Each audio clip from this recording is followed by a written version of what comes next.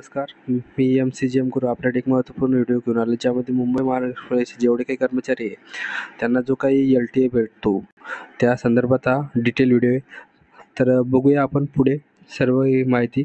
बघा, LTA म्हणजे काय, तर लीव्ह ट्रॅव्हल अलाउन्स. आणि लीव्ह ट्रॅव्हल अलाउन्स हा तर हे घेण्यासाठी तुमच्याकडे शिल्लक अर्जित रजा हा किमान 40 रजा तरी तुमच्या शिल्लक पाहिजे. त्यानंतर LTA जो घेता तुम्ही, तेव्हा तो दर 2 वर्षानंतर तुम्हाला LTA घेता येत असतो. म्हणजे 2021मध्ये तुम्ही LTA घेतला तर तुम्हाला 2022मध्ये भेटणार नाही, तो 2023मध्ये भेटेल.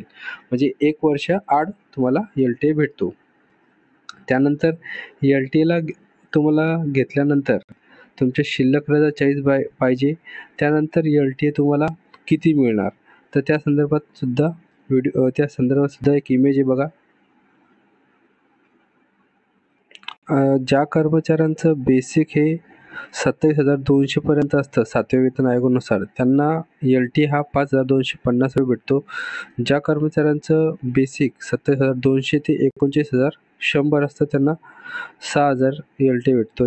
ज्या कर्मचाऱ्यांचं 29,101 ते 42,700च्या मदत असेल त्यांना 6,750 रुपये एवढा LTA भेटतो. आणि ज्या कर्मचाऱ्यांचं 42,701 ते 50,401 त्यांना 9,000 LTA भेटतो. तर 50,401 ते 59,600 ज्या कर्मचाऱ्यांचं बेसिक आहे त्यांना 9,750 रुपये LTA मिळतो. आणि सर्वात जास्त LTA हा ज्या कर्मचाऱ्यांचं बेसिक 59,601 रुपये किंवा त्यापेक्षा जास्त असेल त्यांना 10,500 एवढा LTA भेटत असतो. तर LTA घेण्यासाठी तुम्हाला जे काही तुम्हाला अगोदरच 1 महिना अगोदर तुमचा अर्ज हा तुमच्या आस्थापना विभागाला द्यावा लागतो. 1 महिना अगोदर किंवा 15-20 दिवस तरी अगोदर तुमच्या आस्थापना विभागाला द्यावा लागतो, जेणेकरून तुम्हाला तुमच्या पुढच्या महिन्याच्या येणाऱ्या सॅलरीमध्ये तुम्हाला तो LTAची अमाऊंट मिळेल.